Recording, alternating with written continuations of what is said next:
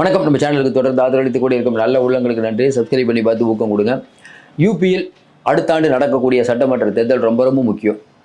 என்ன இருந்தாலும் இடைத்தேர்தல் அப்படிங்கிறதுல பிஜேபி ஜெயிச்சாலும் பிஜேபியில் ஒரு உதறல் இருக்குது. ஏன்னா மில்கிப்பூரில் இப்போ தான் தேர்தல் நடத்துகிறாங்க, இவ்வளோ நாளைக்கு அப்புறம். சரி, பிஜேபி எதை கணக்கு போடுது? பிஜேபி இப்போ மாநில தலைவரை மாற்ற போகிறாங்க. மாநில தலைவராக யாராக போகிறாங்க? ஒரு பக்கம் பார்த்தீங்கன்னா மாநில தலைவராக இப்போது பிராமின் சமூகத்தை சேர்ந்தவரை மாநில தலைவராகியிருக்காரு அகிலேஷ். இன்னொரு பக்கம் பிஜேபி பட்டியல் இனத்தவரை ஆக்கணும் அப்படிங்கிறதுல ரொம்ப தீவிரமாக இருக்காங்க. 3 பேர்களை செலக்ட் பண்ணியிருக்காங்க. ஏன் பட்டியல தலைவர்கள் மீது இவ்வளவு பெரிய ஆசை பிஜேபிக்கு அப்படின்னா, இன்றைக்கி இருக்கக்கூடிய சூழ்நிலையில் போன தடவை கிடைத்த மிகப்பெரிய தோல்வி.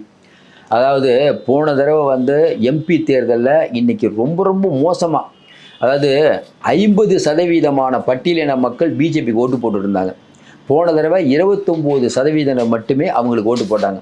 மிச்ச வாக்குகள் அப்படியே காங்கிரஸ் இந்தியா கூட்டணிக்கு போயிடுச்சு. பட்டியலின மக்களினுடைய வாக்குகளை பெறணும் அப்படிங்கிறதுக்கு பிஜேபியுடைய ரொம்ப நாள் திட்டம். இப்படிப்பட்ட சூழ்நிலையில் இன்றைக்கி இருக்கக்கூடிய சூழ்நிலையில் பட்டியலின மக்களுக்கான வாய்ப்பை நிறையா வழங்கணுங்கிறதுனால அவங்க இப்போ மாநில தலைவராக பட்டியலின தலைவராக போடுவோம் அப்படிங்கிற மாதிரி நினச்சிருக்காங்க. இப்போ அந்த அம்பேத்கரை பேசியதுக்கு முன்பு பின்புன்னு பார்க்கணும். அம்பேத்கரை பேசியதன் விளைவாக அம்பேத்கரை அவமானப்படுத்தி விட்டார், பட்டியல சமூகத்தை அவமானப்படுத்தி விட்டார்னு அகிலேஷும் காங்கிரஸும் எழுப்படுது. ஏற்கனவே போன தடவையே பிஜேபி அரசியலமைப்பு சட்டத்தை மாற்றுதுன்னு சொல்லி தான் ராகுல் பட்டியலின மக்களுடைய ஓட்டை வாங்கினார். இந்த தடவை மேலும் அதிகமாகுது. என்ன அதிகமாகுது? அம்பேத்கரை அவமதிச்சிட்டாங்க. அப்போ ஏற்கனவே 50% இருந்து போன தடவை 29% குறைஞ்சிட்டிங்க. இந்த தடவை என்ன ஆகும் அப்படிங்கிற பதபதைப்பு இன்றைக்கி பிஜேபிக்கு இருக்குது.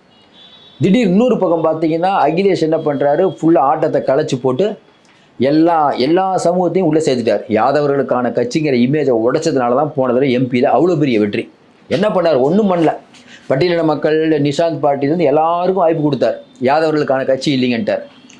யாதவர்களுக்கு எதிராக மற்ற ஓபிசியை ஒன்றிணைத்த பிஜேபி போன தேர்தலில் அடி வாங்கிடுச்சு. ஏன்னா மொத்தமாக எல்லாத்தையும் ஒன்று கூடுங்களேன்னு சொல்ல முடியல. இப்போ அதுக்காக என்ன பண்ணுறாங்க, இப்போ நிர்வாகிகள்லாம் நிறைய பேர் போட போகிறாங்க. அந்த நிர்வாகிகளுக்கு பெரும்பாலுமான நிர்வாகிகள் பட்டியலினத்தை போடணும் அப்படின்னு ஒரு முடிவு பண்ணியிருக்காங்க. இன்னொரு பக்கம் காங்கிரஸ் எல்லா பொறுப்புலருக்கும் ஆளை கலைச்சிட்டாங்க. அவங்களும் என்ன பண்ணுறாங்க, பட்டியலினத்தை பிரதிநிதிப்படுத்துகிறாங்க. பிஜேபிக்கு பட்டியலினம் துணை போகுமா அல்ல காங்கிரஸுக்கு துணை போகுமா அப்படிங்கிறது தான் கேள்வி. ஏன்னா இன்றைக்கி 493 தொகுதிகள் இன்றைக்கி சட்டசபையில் இருக்காங்க. அப்போ இந்தியாவின் மிகப்பெரிய மாநிலம், இன்னும் குறிப்பாக சொல்லணும்னா 5 ஆண்டுகளுக்கு ஒரு முறை ஆட்சி மாற்றம் நடக்கக்கூடிய அங்கே 1983க்கு அப்புறம் எந்த கட்சியும் உடனடியாக ஆட்சியில் இருந்ததில்லை. சமாஜ்வாதி வரும், மாயாவதி வருவாங்க, அடுத்தது மாறி மாறி வந்தது. முதல் தடவையாக ஒரு ஆண்டு கொண்டிருக்க கட்சி 2வது தடவை வந்தது போன தடவை நடந்த தேர்தலில் தான். அது இப்போ வந்ததுன்னா ஹேட்ரிக் வர்றது சாதாரண நிலைக்கு நீங்கள் யாரை கேட்டாலும் சொல்கிறாங்க. ஹேட்ரிக்லாம் வருவதற்கான வாய்ப்பே இல்லை. நீங்கள் சொல்கிற மாதிரி இவிஎம்லாம் தூக்கிட்டு போனால் தான் உண்டு, வேறு ஒன்றும் மாற்றவே முடியாது. சட்டியில் இருந்தால் தான் அகப்பையில் வரும். சரி, இப்போ பிஜேபிக்கு என்ன ஆசை? பிஜேபிக்கு என்ன ஆசைங்கிறது யோகிக்கு என்ன ஆசை? அதாவது 2002 அசம்பிளியில் பார்த்தீங்கன்னா மொத்தமாக பிஜேபி அலையன்ஸ் பெற்றது 273 சீட்டு. அதில் பிஜேபி மட்டும் 249 சீட்டு. அதில் ஆப்னாதல் ஒரு 13, ஆர்எல்டி ஒரு 8. இன்னொரு பார்த்தீங்கன்னா அந்த பாரதிய சுஜன்ஜ் பார்ட்டின்னு ஒன்று இருக்குது, அது ஒரு 6. இன்னொரு பார்த்தீங்கன்னா அந்த நிர்மல் இந்தியன் அசோசியேட் அது ஒன்று இருக்குது, அது ஒரு கட்சி, அது ஒன்று. இப்படி எல்லாத்தையும் உள்ளடக்கி இவங்க ஜெயித்தாங்க. ஆனால் பார்த்தீங்கன்னா சமாஜ்வாதி கட்சி பார்த்தீங்கன்னா 103 சீட்டு, காங்கிரஸ் வெறும் 2 சீட்டு. அதாவது சமாஜ்வாதி கட்சி அப்படிங்கிற ஒரு கட்சி யாருடைய துணையுமே இல்லாமல் 103 சீட்டு பெற்றது பெரிய ஒரு ஆச்சரியமான விஷயம். இப்போ என்ன நடந்திருக்குன்னா, போன தடவை நடந்த விஷயம் பார்த்தீங்கன்னா 2022 நடந்தது இப்போ நடக்குமான்னா நடக்கிறதுக்கான வாய்ப்பு இல்லை. ஏன்? பட்டியலின வாக்குகள் பிஜேபி விட்டு போயிடுச்சு. சரி, இந்த பட்டியலின வாக்குகளை போடுறதுக்கு என்ன பண்ணலாம்? அப்போ என்ன பண்ணாங்க, 2022 மாநில தலைவரை மாற்றுறாங்க. பூபேந்திர சௌத்ரியை போடுறாங்க. பூபேந்திர சௌத்ரியை போட்டால் ஜாட்டின வாக்குகள் மொத்தமாக வரும் அப்படின்னு அவங்க ஒரு கணக்கு போட்டு மாற்றினாங்க. இன்னும் குறிப்பாக பார்த்தீங்கன்னா இவரை ஏன் போட்டாங்கன்னா, இன்றைக்கி இருக்கக்கூடிய சூழ்நிலையில் ஜாட் சமூகத்தை இவங்களுக்கு ஓட்டு போட போகிறாங்க. யாருக்கு? நம்ம அகிலேஷ்க்கு ஓட்டு போட போகிறாங்க. பட்டியலினம் தான் நமக்கு ஓட்டு போட்டுட்ருக்காங்களே, எதுக்கு பட்டியலினத்தில் தலைவராகணும், அதுதான் நமக்கு எப்பயும் ஓட்டு போடுவாங்கன்னு நினச்சி கொஞ்சம் கேர்லெஸ்ஸாக விட்டுட்டாங்க. அப்படிப்பட்ட சூழ்நிலையில் பூபேந்திர சௌத்ரியை 2022 போட்டதுக்கு பிறகு மேற்கு யூபியில் பெரிய அளவுக்கு ஜெயிக்கலான்னு நினச்சாங்க. ஆனால் பார்த்தீங்கன்னா மேற்கு யூபியில் பிஜேபி பெருசாக பர்ஃபார்மன்ஸே பண்ணலை. இன்னும் குறிப்பாக சொல்லணும்னா அந்த ஏரியாவில் ராஷ்ட்ரிய லோக்தள் ஏற்கனவே இந்தியா கூட்டணியில் தான் இருந்தாங்க. ஜெயந்த் சௌத்ரி அவரை கூப்பிட்டு வந்தாங்க, கடைசி நேரத்தில் வந்தார் அவர். இன்னும் குறிப்பாக பார்த்தீங்கன்னா விவசாயிகள் போராட்டம் கடுமையாக இருக்கும்போது விவசாயிகளுக்காக தன்னுடைய கட்சியை ஆரம்பித்த ஜெயந்த் சௌத்ரி ராஷ்ட்ரிய லோக்தள் அவர் வந்து பிஜேபி கூட்டணிக்கு வந்தார். அவர் ஜாட் சமூகம் பெரும்பான்மையாக இருக்கக்கூடிய ஒரு இடம். அதுவும் ஜாட் சமூகத்தில் இருக்கக்கூடிய ஒருத்தர் பூபேந்திர சௌத்ரியை தலைவராக போட்டிருக்கார் மோடி. ஆனால் விவசாயிகள் போராட்டம் உச்சத்தில் இருக்கும்போது விவசாயிகளை அவருக்கு ஓட்டு போடல. மேற்கு யூபியில் பிஜேபி அடி வாங்குது. ஒரு பக்கம் விவசாயிகள் போராட்டத்தினால இவங்க ஜாட் தலைவரையே போட்டு ஜாட்டுடைய கட்சியே கூட்டணிக்கு வச்சிருந்தாலும் போடல. உதாரணமாக சொல்லலாம், தமிழ்நாட்டில் வன்னியர்கள் கட்சியே கூட்டணிக்கு வச்சிருந்தாலும் வன்னியர்கள் ஓட்டு போடாமல் விட்டா எப்படி இருக்கும், அந்த கதை முடிஞ்சு போச்சு. அப்போ ஜாட் சமூக மக்களே ஓட்டு போடல. மேற்கு யூபியில் இப்படி ஒரு அடி. 2019 பார்த்தீங்கன்னா மேற்கு யூபியில் சரியான ஓட்டு, அதிலிருந்து 9% வாக்குகள் கம்மியாக இருக்குது. இது பிஜேபிக்கு பெரிய அதிர்ச்சி. என்னப்பா நம்ம தலைவரே ஜாட்டினத்தவரை போட்டோம், ஜாட்டு கட்சியவே ராஷ்ட்ரிய லோக்தளே கூட சேர்த்துருக்கோம், அப்படி எப்படி இந்த சோர்வுங்கும் போது ஒன்றும் இல்லைங்க, மற்ற கம்யூனிட்டிலாம் ஒன்று சேர்த்துட்டாங்க. அப்போ பிஜேபி எப்படி வந்து காங்கிரஸையும் அகிலேஷையும் தனிமைப்படுத்துதோ, எப்படி காங்கிரஸ் பிராமின்கான கட்சி, அந்த பக்கம் இது நம்ம அகிலேஷ் யாதவருக்கான கட்சி முடிஞ்சு. அப்போ குஷ்வாகாலேருந்து ராஜபுத்திரிலேருந்து ஜாட் சமூகம் எல்லாம் ஒட்டுமொத்தமாக பிஜேபி, பட்டியலின எல்லாம் பிஜேபி. இந்தியாவை பட்டியலின மக்களிடம், அதாவது காங்கிரஸ்க்கு வச்சிருந்த பட்டியலின வாக்குகள் இன்றைக்கி வந்து பெரும்பாலும் பிஜேபி வந்துருச்சு. அதில் இப்போ அம்பேத்கரை பற்றி பேசுகிறதுல காங்கிரஸ் நிறையா உடைச்சிட்டாங்க. அதுதான் பிஜேபிக்கு ஒரு பெரிய அடி. இப்போ என்ன பண்ணலான்னு பார்த்துட்டு இருக்கும்போது, சரி அப்போ நம்ம என்ன பண்ணலாம், இன்றைக்கி இருக்கக்கூடிய சூழ்நிலையில் பட்டியலின மக்களில் கிட்டத்தட்ட ஒரு 56% வந்து ஒட்டுமொத்தமாக முதல்ல பிஜேபிக்கு ஓட்டு போட்டுட்டு இருந்தாங்க. 26% யாதவ், 48% வந்து வெளியிலேருந்து வாங்கினது. இப்போ என்ன சிக்கல் பிஜேபிக்கு வருதுன்னா, இன்றைக்கி இருக்கக்கூடிய சூழ்நிலையில் இன்றைக்கி வந்து பட்டியலின மக்களுடைய வாக்குகளை மொத்தமாக அறுவடை பண்ணணும் அப்படின்னு நினைக்கிறாங்க.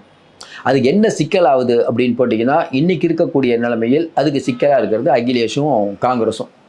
அப்போ பட்டியலின தலைவரையே ஒருத்தர் தலைவராக்கிட்டா அப்போ யார் இந்த தலைவர் அப்படிங்கும்போது 3 பேரை செலக்ட் பண்ணுறாங்க பிஜேபி. இவங்க 3 பேரை போட்டால் சூப்பராக இருக்கும். சட்ட மேலவை உறுப்பினர் வித்யாசாகர் சோகர் அவரை போடலாமா, இல்லை வந்து ஏற்கனவே எம்பியாக இருக்கக்கூடிய மக்களால் அறியப்படுகிற வினோத் சோகர் அவரை போடலாமா, இல்லை ராம்சங்கர் கதேரியா அவரை போடலாமா? இந்த 3 பேரும் பட்டியலினத்தில் பெரிய தலைவர்கள். இதில் பார்த்தீங்கன்னா தேசிய பட்டியலின தலைவராக இருந்திருக்கார் ராம்சங்கர் கதேரியா.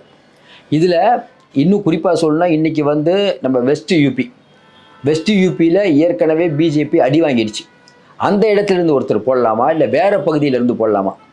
ஏற்கனவே நம்ம முதலமைச்சர் யோகி எந்த ஏரியாவோ அதே ஏரியாவிலேருந்து வரவங்க தான் இந்த வித்யாசாகர் சோகர், அதுக்கப்புறம் பார்த்தீங்கன்னா வினோத் சோகர்.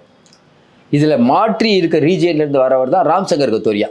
இப்போ ராம்சங்கர் கத்தோரியாவுக்கு கொடுத்தா பிரச்சனை இருக்காது. ஏன்னா ஒரே இடத்துல இருக்கக்கூடியவங்களுக்கு எல்லாம் கொடுக்கும் அப்படிங்கிற எண்ணம் மக்கள்கிட்ட வராது.